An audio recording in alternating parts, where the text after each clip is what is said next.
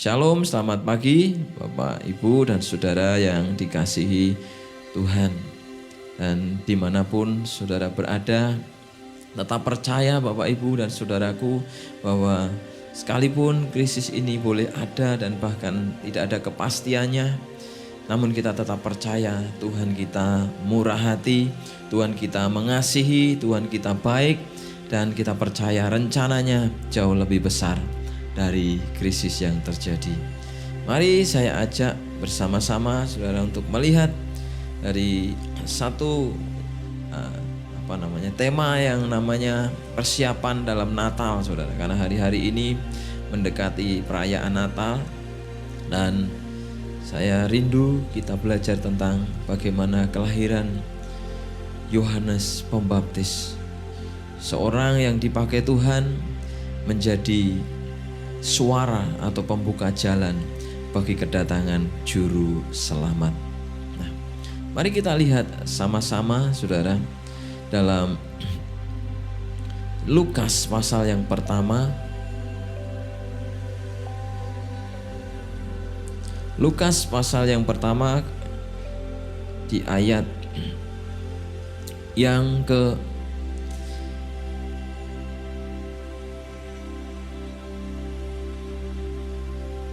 8, saudara. Tidak kita baca semua, tapi beberapa ayat dari ayat 8 sampai kepada ayat yang ke 20. Lukas pasal 1 ayat 8 sampai 20 saya bacakan firman Tuhan. Pada suatu kali waktu tiba giliran rombongannya, Zakaria melakukan tugas keimaman di hadapan Tuhan. Sebab ketika diundi sebagaimana lazimnya untuk menentukan imam yang bertugas, dialah yang ditunjuk untuk masuk ke dalam bait suci dan membakar ukupan di situ. Sementara itu seluruh umat berkumpul di luar dan sembahyang. Waktu itu adalah waktu pembakaran ukupan. Maka tampaklah kepada Zakaria seorang malaikat Tuhan berdiri di sebelah kanan mezbah pembakaran ukupan. Melihat hal itu terkejut dan menjadi takut. Tetapi malaikat itu berkata kepadanya, "Jangan takut hai Zakaria, sebab doamu telah dikabulkan dan Elisabet istrimu akan melahirkan seorang anak laki-laki bagimu yang haruslah engkau menamai dia Yohanes. Engkau akan bersukacita dan bergembira, bahkan banyak orang akan bersukacita atas kelahirannya itu. Sebab ia akan besar di hadapan Tuhan, dan ia tidak akan minum anggur ataupun minuman keras, dan ia akan penuh dengan Roh Kudus mulai dari rahim ibunya. Ia akan membuat banyak orang Israel berbalik kepada Tuhan Allah mereka, dan ia akan berjalan mendahului Tuhan dalam roh dan kuasa Elia, untuk membuat hati bapa-bapa berbalik kepada anak-anaknya, dan hati orang-orang durhaka kepada pikiran-pikiran orang-orang benar, dan dengan demikian menyiapkan bagi Tuhan suatu umat yang layak baginya." Lalu kata Zakaria kepada malaikat itu, "Bagaimanakah aku tahu bahwa hal itu akan terjadi? Sebab aku sudah tua dan istriku sudah lanjut umurnya."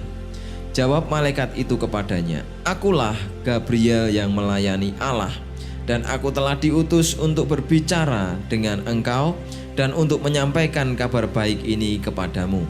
Sesungguhnya engkau akan menjadi bisu dan tidak dapat berkata-kata sampai kepada hari di mana semuanya ini terjadi, karena engkau tidak percaya akan perkataanku yang akan nyata kebenarannya pada waktunya." Saya ulang ayat yang ke-20. "Sesungguhnya engkau akan menjadi bisu dan tidak dapat berkata-kata sampai kepada hari di mana semuanya ini terjadi, karena engkau tidak percaya akan perkataanku yang akan nyata kebenarannya pada waktunya." Nah, saudaraku yang dikasihi Tuhan, banyak orang yang sedang mengalami krisis dalam hidupnya hari-hari ini. Bukan hanya krisis yang disebabkan oleh COVID-19 atau Corona, yang memang berimbas begitu besar di segala sektor kehidupan, terutama kesehatan dan perekonomian. Dan itu akan membuat dampak kepada sektor-sektor yang lainnya. Dan sering kita dengar krisis telah terjadi dan melanda begitu banyak bangsa, bahkan mengalami resesi. Namun krisis juga dapat secara global dapat mengakibatkan krisis secara pribadi. Saudaraku, Tuhan tidak ingin kita mengalami krisis secara pribadi. Sekalipun krisis secara global tidak dapat dihindari karena penyebab ataupun yang membuatnya bisa saja macam-macam penyebabnya. Tetapi Tuhan tidak ingin krisis global ini menjadikan anak-anaknya mengalami krisis secara personal pribadi, apalagi terutama imannya kepada Tuhan. Saudaraku, di ayat yang ke-6 saudara, dari Lukas pasal yang pertama ini saudara, menyatakan bagaimana kehidupan Zakaria dan istrinya yang menyenangkan hati Allah. Karena mereka selalu hidup benar menurut kemauan Allah, yaitu selalu menaati semua perintah dan peraturan Tuhan. Dikatakan dalam Alkitab tanpa cacat saudara, tanpa kesalahan. Satu prestasi ya, kalau itu agama atau kepercayaan, satu prestasi yang luar biasa. Pasangan ya, pria wanita yang menikah, mereka menikah mempersembahkan pernikahan yang indah dan mulia di hadapan Tuhan. Ya, hidup dalam ketaatan, hidup dalam kesalehan, hidup benar, hidup menuruti perintah Allah tanpa kesalahan atau tidak ada cacat, saudara. Namun sekalipun kehidupan pernikahan Zakaria dan Elisabeth adalah pernikahan yang penuh dengan ketaatan kepada Tuhan, dengan tidak bercela dan tanpa cacat atau kesalahan, namun yang mereka alami justru keadaan yang di luar dugaan. Istrinya mandul atau Elisabeth ini mandul, dan sehingga ia mengalami satu yang namanya struggle atau pergumulan hidup di dalam kehidupan pernikahan mereka. Salah satu mimpi dan kerinduan dari kehidupan sebuah pernikahan adalah memiliki keturunan atau anak yang akan menjadi penghiburan, sukacita, dan bahkan akan melangsungkan hidup masa depan generasi dari sebuah keluarga. Tetapi saudara yang dikasihi Tuhan, ketaatan ya kan, kesalehan, kehidupan benar terhadap perintah-perintah Tuhan tanpa cacat ya saudara, ini sangat sulit disamai ya. Kalau ada orang ini luar biasa, tetapi saudara dikatakan firman Tuhan, mereka justru mengalami masalah yang berat. Kemandulan Elisabeth telah membuat krisis kepercayaan dari keluarga ini, khususnya Zakaria, mengalami masalah. Dan ini seringkali dialami oleh banyak anak-anak Tuhan. Kalau kita baca di dalam Alkitab saudara, banyak keluh kesah anak-anak Tuhan ketika janji Tuhan datang dalam hidupnya. Baik lewat firman Tuhan yang disampaikan, lewat Alkitab yang kita baca, ataupun lewat perkataan-perkataan, bahkan lewat malaikat Tuhan sekalipun, yang dialami oleh Zakaria, dialami oleh banyak orang di dalam Alkitab. Awalnya mereka akan selalu merespon, ya, tidak percaya terhadap janji. Karena apa? Karena apa yang terjadi realita dari sebuah kenyataan hidup seseorang berbeda dengan pengharapan yang dijanjikan dalam firman Tuhan. Tetapi saudara, bukan berarti firman Tuhan adalah omong kosong. Firman Tuhan adalah janji dari Tuhan sendiri yang pasti akan digenapi. Masalahnya waktu menunggu janji itu, ada banyak anak-anak Tuhan mengambil respon yang berbeda.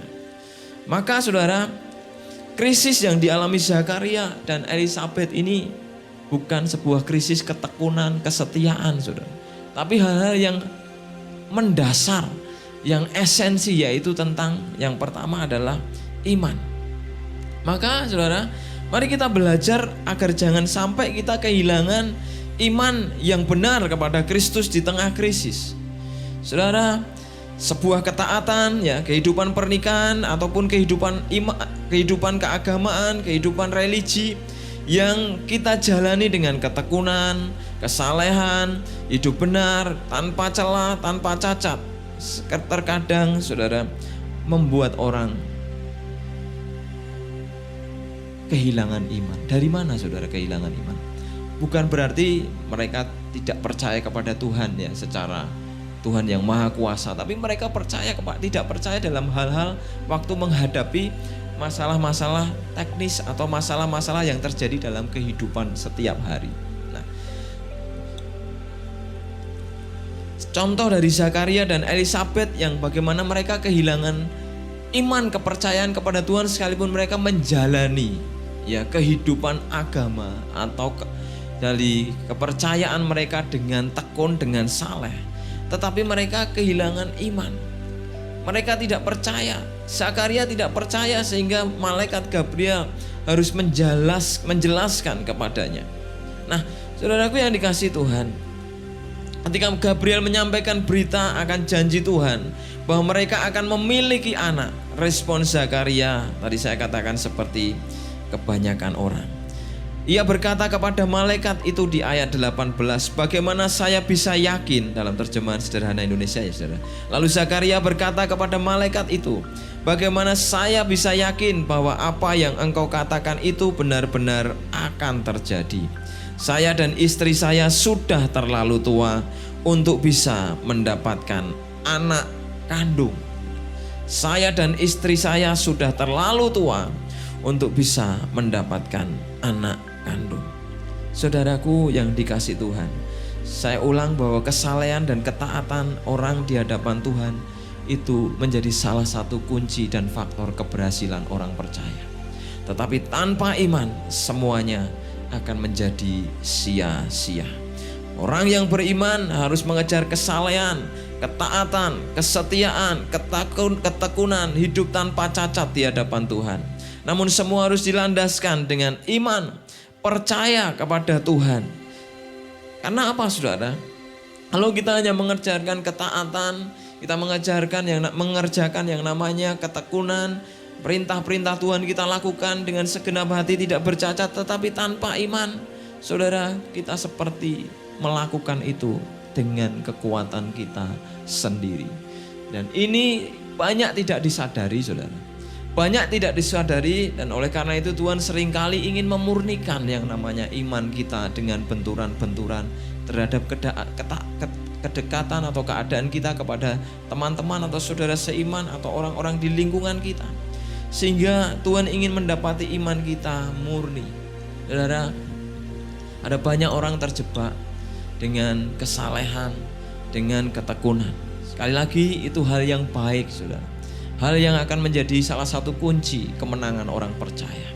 Tetapi tanpa iman, semua itu akan membuat orang tidak bergantung kepada Tuhan. Tetapi Alkitab berkata akan bergantung kepada kekuatan sendiri. Dan tanpa iman, tidak mungkin orang mengalami perkenanan Tuhan.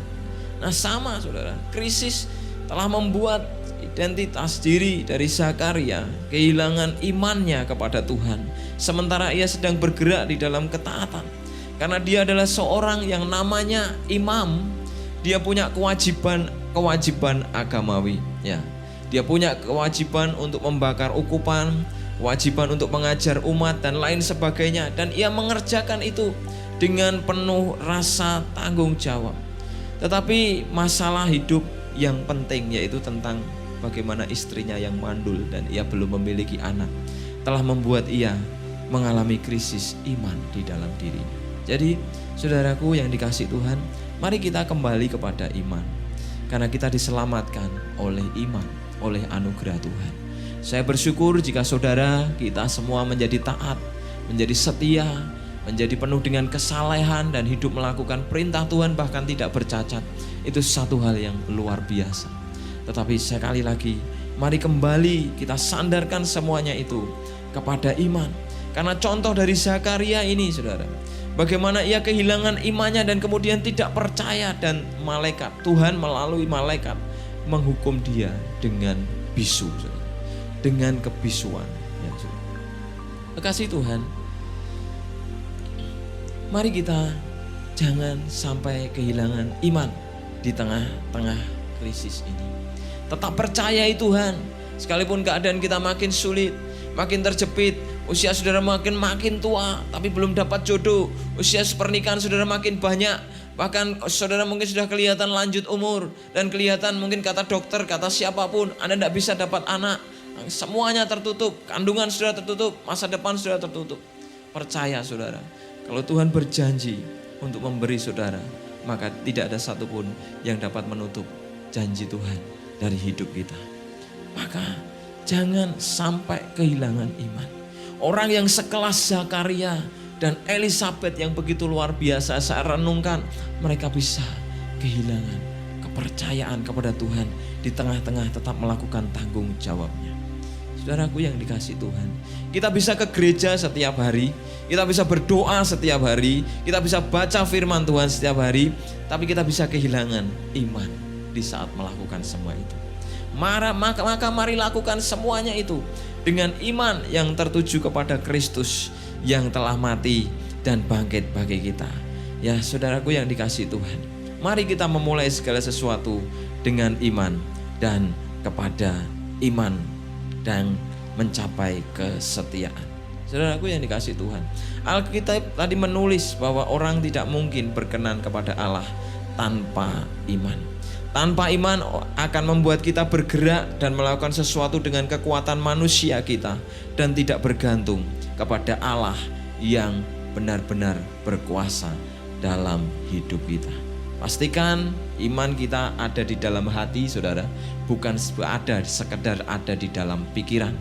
Memang waktu kita menerima pengajaran-pengajaran tentang iman, pengajaran-pengajaran tentang firman Tuhan melalui pendengaran, tetapi masuk ke pikiran, ke dalam otak, tapi harus dicampung ke dalam hati.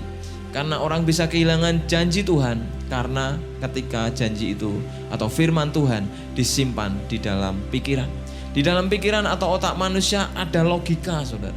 Dan logika itu secara otomatis ketika melihat keadaan dia akan ngitung, dia akan mengkalkulasi, dia akan yang namanya memproteksi, melindungi tubuh jasmani manusia.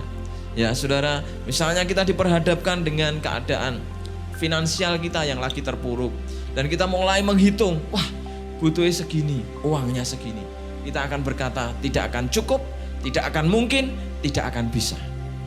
Ya, saudaraku yang dikasihi Tuhan, ketika saya kehilangan bapak saya meninggal, di dalam hati saya saudara, saya selalu berpikir saya tidak akan bisa sekolah sampai sarjana, saya tidak akan bisa pinter, saya tidak akan bisa menjadi orang yang menurut saya akan mencapai mimpi dan tujuan saya. Saudara, seorang yang kehilangan iman akan saudara yang tidak menyimpan iman di dalam hatinya, hanya sekedar di dalam pikirannya. Ketika masalah datang dalam finansial, otaknya, logikanya akan menghitung-hitung dan imannya akan mudah gugur. Kepercayaannya kepada Tuhan akan mudah gugur dan dia akan lebih endap atau adjust terhadap keadaan dan bukan kepada firman dan janji Tuhan. Maka saudara, untuk menurunkan saudara, menyimpan iman dan janji Tuhan atau firman Tuhan dari kepala atau pikiran menuju ke hati, itu tidak mudah. Maka mari kita terus belajar menyimpannya di dalam hati. Kalau menyimpan ilmu pengetahuan, simpan di dalam pikiran, ya, simpan di dalam otak. Karena apa? Karena pengetahuan bersifat hal-hal yang berhubungan dengan kehidupan manusia, kebanyakan secara jasmania. Tetapi firman, janji Tuhan berhubungan secara pribadi antara manusia dengan Tuhan. Saudara, mari belajar agar iman kita benar-benar pasti. Janji Tuhan, iman dan firman Tuhan yang kita dengar mendarat di dalam hati. Alkitab berkata, aku menyimpan janjimu, firmanmu di dalam hatiku, supaya aku tidak berdosa terhadap engkau. Daud menyimpan firman, sang Mazmur menyimpan firman di dalam hatinya, bukan di dalam pikirannya. Karena dia tahu pikirannya mudah diombang-ambingkan masalah dan keadaan, pikirannya mudah jatuh di dalam dosa, maka dia simpan di dalam hati. Saudaraku, simpan iman dan janji Tuhan di dalam hati kita, agar kita tidak gampang diombang-ambingkan keadaan dan kesulitan. Saudaraku yang dikasihi Tuhan, ada satu kesaksian dari seorang ibu saudara ya, pernah disampaikan, saudara. Namanya Ibu Monica, saudara. Dia punya anak, ya, ada 3 orang anak laki-laki dan perempuan, ya. Salah satu anak laki-lakinya namanya Agus, saudara. Agus masa kecil dia tetap sekolah minggu, dia percaya sama Tuhan, ya. Sekalipun bapaknya Agus atau suami dari Ibu Monica ini adalah orang yang kafir, tapi salah satu pejabat di kota Roma. Tapi saudara, Agus tumbuh dari kecil, dilatih, diajar firman, sekolah minggu. Tapi ketika dia sampai usia remaja, dia justru berbalik, saudara. Dan bahkan dia meninggalkan Tuhan, dia mengikuti ajaran yang namanya Manikianisme, yaitu ajaran dari bidat, ya, masa itu yang menolak Allah dan lebih mengutamakan rasionalisme atau otak atau pikiran manusia. Nah, saudaraku yang dikasihi Tuhan, iman Agus ini yang awalnya sudah diajarkan untuk disimpan di hatinya oleh ibunya, tetapi dia menaruhnya di dalam pikiran, sehingga pengajaran-pengajaran, keadaan-keadaan yang terjadi waktu itu membuat imannya tergerus, dan akhirnya dia memilih untuk mengikuti ajaran Manikianisme yang berpusat kepada rasionalisme atau otak manusia. Ya, saudara, kalau kita menyimpan iman dan janji Tuhan di pikiran, kita akan tersesat dan diombang-ambingkan doktrin yang menyesatkan. Akhirnya Agus ini bergerak dari remaja, pemuda, dia kuliah, ya, dia mengambil kuliah filsafat dan juga mengambil kuliah retorika, saudara. Dan kemudian dia menjadi orang yang menyampaikan retorika, ya. Dan kemudian dia juga menjadi seorang filsafat. Dan kemudian dia berpindah ke kota Roma. Singkat cerita, karirnya begitu bagus dan menanjak di usia 30-an.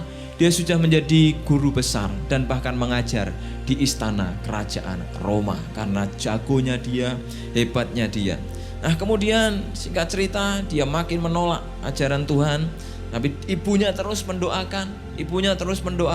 Nah, dikatakan dalam literatur bagaimana Agus ini kemudian juga punya saudara, wanita simpanan, tetapi tidak dia nikahi dan melahirkan 1 orang anak.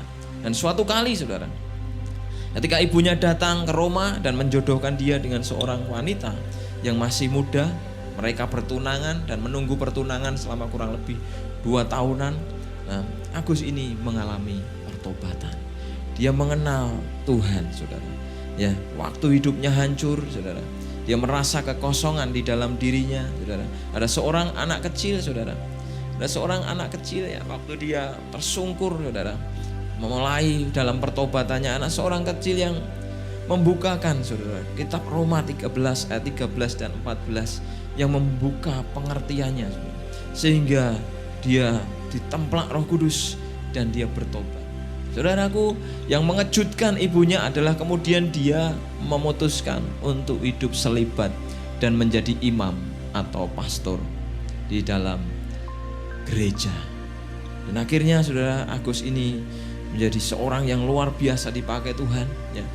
Agus ini adalah Agustinus dari Hippo atau salah satu bapak-bapak gereja dan hamba Tuhan di masa abad keempat, saudara. Dan bagaimana Santo Agustinus ini membawa perubahan besar di dalam teologi Kristen dan membawa banyak, terutama doktrin keselamatan, doktrin tentang Kristus dan pengorbanan karya agung Kristus, sehingga membawa banyak orang-orang yang rasionalismenya lebih diutamakan, mereka berbalik dan kemudian mengikuti Tuhan. Kasih Tuhan, doa dari Ibu Monica, saudara, doa yang penuh iman dan penuh keyakinan, akhirnya dikabulkan Tuhan. Bahkan di kemudian hari anaknya menjadi orang yang dipakai Tuhan luar biasa. Karena Ibu Monica percaya janji Tuhan. Dia menaruh iman di dalam hatinya. Sehingga ketika ia melihat anaknya mulai meninggalkan Tuhan, dia tidak kecewa kepada Tuhan. Anaknya tambah gak karuan, meninggalkan Tuhan, bahkan menjadi orang yang tidak percaya, skeptis, dan bahkan lebih percaya kepada akal pikirannya. Tetapi Ibu Monica tetap tidak kehilangan percayanya kepada Tuhan. Dan Tuhan menggenapi janjinya. Satu hal yang indah, bahkan anaknya dipakai Tuhan luar biasa. Maka saudara, mari terus simpan janji Tuhan. Iman kita di dalam hati. Kalau hari ini kita cek diri kita, masih mudah menggerutu, bersungut-sungut, masih mudah menyalahkan keadaan, menyalahkan suami, menyalahkan istri, bahkan menyalahkan Tuhan dan firman Tuhan. Saudara, iman kita bukan di dalam hati, tetapi sedang tinggal di dalam pikiran yang penuh logika dan bisa menenggelamkan dan menyesatkan kehidupan kita.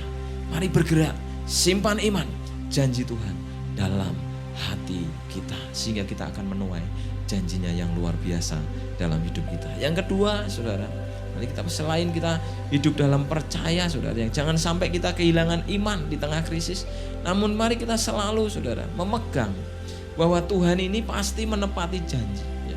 Saudara, untuk memegang sebuah janji, saudara, seringkali, saudara, sulit. Karena apa? Membutuhkan yang namanya kesetiaan dan ketekunan. Ketika janji diucapkan kepada kita, seringkali menunggunya ada proses waktu. Ada yang cepat, nah, kalau cepat enak, saudara. Kalau menengah juga lumayan. Tetapi ada yang begitu lama, saudara. Nah, kekasih Tuhan, kenapa, saudara, kita harus menunggu Tuhan menepati janjinya? Karena apa? Tuhan ketika menepati janjinya, Tuhan itu sudah ngitung bahwa rencananya sekian-sekian tahun sekian, waktu sekian, bulan sekian, orang ini akan aku pakai Tuhan untuk menjadi alatku. Tuhan sudah menghitung, sudah. Jadi mari kita melihat rencananya Tuhan. Jangan melihat kebutuhan kita. Kebutuhan kita penting, saudara, untuk dicukupi ya. Perut kalau lapar ya keroncongan, bisa pingsan, saudara. Asam lambung naik ya bisa cari obat, saudara, kan, ke dokter. Tapi mari kita percaya kepada janji Tuhan, itu pasti ditepati dalam hidup kita. Artinya apa? Mari kita memikirkan yang namanya ketika Tuhan menyatakan janjinya, ya, kita ya percaya, tetapi juga kita mau setia menunggu janji itu, saudara. Nah, Zakaria akhirnya dibuat bisu oleh malaikat agar dia tahu, ya, sampai Tuhan akan menepati janjinya, engkau akan dalam keadaan bisu. Kenapa, saudara? Karena Zakaria ini seorang imam. Dia berkhotbah, dia melakukan tugasnya untuk mengajar umat. Kalau dia tidak bisu, saudara, sementara dia dalam keadaan kebimbangan, saudara, ada janji Tuhan, dia sendiri dengan keadaan hidupnya, saudara, usianya sudah lanjut, sudah tua, saudara, melihat keadaannya sudah tidak mungkin, istrinya juga sudah tidak mungkin melahirkan. Dan orang-orang di luar sana mengintimidasi mereka berdua dan berkata, kamu mandul lah, kamu melayani Tuhan tapi tidak punya anak, kamu hanya jadi aib. Orang mandul itu waktu itu dianggap punya aib, saudara. Dan itu, saudara, sesuatu yang memalukan sebuah keluarga. Nah, saudara, Zakaria bisa ngomong macam-macam karena ketidakpercayaan. Tuhan selalu mengajar. Saudara, mari kita belajar benar-benar penuh percaya kepada janji Tuhan. Karena apa? Tuhan bisa saja menegur kita, ya, ketika kita nggak benar-benar percaya penuh kepada janjinya. Tujuannya bukan ingin mencelakakan kita. Tujuannya Tuhan menegur dan membuat Zakaria bisu bukan untuk membuat Zakaria ini hancur, kemudian ngenes, hidupnya penuh penderitaan, tidak. Tetapi untuk membuat level imannya makin meningkat dan berkenan kepada Tuhan. Saudaraku yang dikasihi Tuhan, di balik kebisuan itu, Tuhan menyimpan janji. Anak ini harus engkau namakan Yohanes, Yokanan. Saudara, selama itu Zakaria simpan janji Tuhan dalam keadaan bisu. Alkitab mengatakan, kemudian Elisabet melahirkan seorang anak, ya. Mulai dari ayat 7 bisa kita lihat, saudara, di Lukas pasal yang pertama. Nah, kita mulai baca. Kemudian genaplah bulannya bagi Elisabet untuk bersalin dan ia pun melahirkan seorang anak laki-laki. Ketika tetangga-tetangganya serta sanak saudaranya mendengar bahwa Tuhan telah menunjukkan rahmat-Nya yang begitu besar kepadanya, bersukacitalah mereka bersama-sama dengan dia. Maka datanglah mereka pada hari yang ke-8 untuk menyunatkan anak itu, dan mereka hendak menamai dia Zakaria menurut nama bapaknya. Tetapi ibunya berkata, jangan, ia harus dinamai Yohanes. Yes. Elisabet pun tahu dia harus dinamai Yohanes. Maka kata mereka kepadanya, tidak ada di antara sanak saudaramu yang bernama demikian. Lalu mereka memberi isyarat kepada bapaknya untuk bertanya nama apa yang hendak diberikannya kepada anaknya itu. Ia meminta batu tulis, lalu menuliskan kata-kata ini. Namanya adalah Yohanes. Dan mereka pun heran semuanya. Dan seketika itu juga terbukalah mulutnya dan terlepaslah lidahnya. Lalu ia berkata-kata dan memuji Allah. Saudaraku yang dikasihi Tuhan, ketika orang menyimpan janji Tuhan, maka percaya penuh bahwa Tuhan akan menepati janjinya. Saya melihat Zakaria harus dibuat bisu Tuhan karena ini pertolongan Tuhan buat dia. Saya melihat Daud, bagaimana Daud menyimpan janji Tuhan waktu Samuel memanggil dia. Saya yakin dalam keyakinan saya secara pribadi, Samuel gak teriak-teriak, "Hei kamu Daud, diurapi, kamu akan jadi raja, the next leader Israel." Dia bisa kedengaran banyak orang dan orang bisa lapor ke Saul dan Samuel bisa kena masalah dan bisa dibunuh oleh Saul. Dia hanya membisikkan di telinga Daud dengan pengurapan itu, "Kamu akan jadi raja, percaya janji Tuhan." Tapi apa kenyataannya saudara? Waktu dia mengalahkan Goliat, dia jadi orang yang cukup baik dalam jabatan, di dalam memang ketika dia mengabdi kepada Saul. Tetapi waktu dia melihat bahwa Saul punya anak namanya Yonatan. Yonatan ini punya kemampuan yang luar biasa dan dia seorang putra mahkota. Bayangkan apa yang dipikiran Daud. Daud pasti berpikir, tidak mungkin aku jadi raja. Ada orang yang sama dengan aku dan namanya Yonatan. Bahkan dia orang yang luar biasa dan dia putra mahkota. Bukan hanya itu saudara, Daud mengalami aniaya, tekanan, intimidasi dari Saul sendiri. Beberapa kali ingin membunuhnya, mengejar dia, bahkan ingin mencabut nyawanya.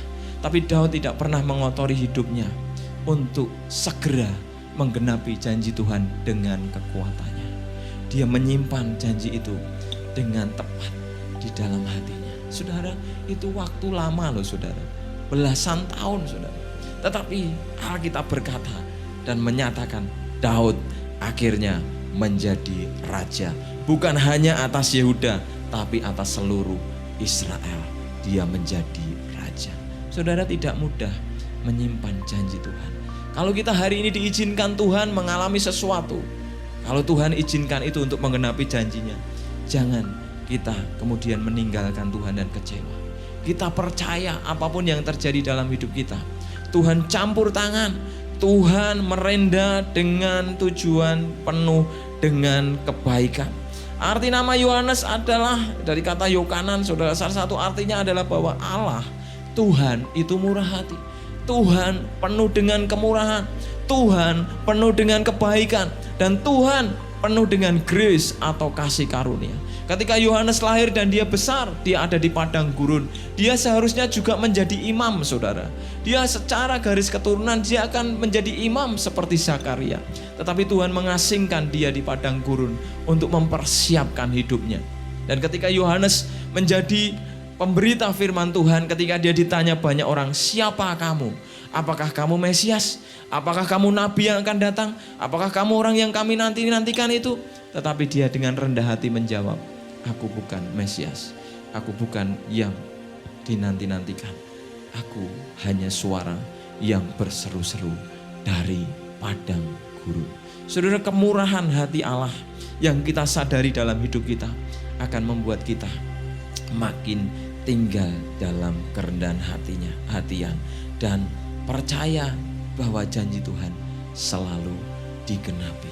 Kekasih Tuhan, mari kita jangan takut ya. Seperti Zakaria yang penuh ketakutan, tetapi malaikat Tuhan menguatkan dia. Dan Tuhan akan berkata, doamu akan dikabulkan Tuhan. Mari kita percaya Tuhan. Di tengah-tengah krisis ini, di tengah-tengah kesulitan ini, kita percaya. Jangan sampai kehilangan iman saudara, sehingga saudara meninggalkan ibadah-ibadah, persekutuan pribadi dengan Tuhan, meninggalkan jam baca firman, meninggalkan ketaatan, kesalehan, tapi makin mendekat kepada Tuhan. Tapi mari jangan lakukan dengan kekuatan, tetapi dengan yang namanya iman atau bersandar kepada kuasa Allah. Dan makin yang namanya percaya terus bahwa Tuhan pasti menepati janji. Dan saudara, kita tahu bagaimana kemudian Yohanes yang lahir akhirnya membuat sukacita yang luar biasa, dan muncullah puji-pujian indah dari Zakaria, saudara, yang memuji Tuhan Allah Israel yang menjadi kesaksian sampai hari ini. Ya, saudara, luar biasa sekali. Dan kalau kita mau tahan terhadap yang namanya keadaan yang sulit ini, janji Tuhan pasti akan digenapi dalam hidup kita. Dan kita akan menjadi umat Tuhan, anak-anak Tuhan yang melahirkan puji-pujian untuk kemuliaan nama Tuhan, sorak-sorai dan kesaksian bagi kemuliaan nama Tuhan. Dan Tuhan akan dipermuliakan lewat kehidupan kita. Jangan takut di tengah-tengah krisis. Saudara yang mengalami sakit, percaya Tuhan sanggup sembuhkan saudara. Bahkan saudara yang alami mungkin divonis positif COVID, Tuhan sanggup menolong saudara.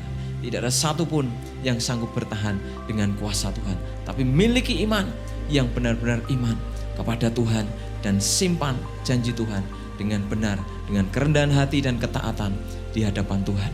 Kita pasti akan mengalami pertolongan Tuhan tepat pada waktunya. Tuhan memberkati kita semua.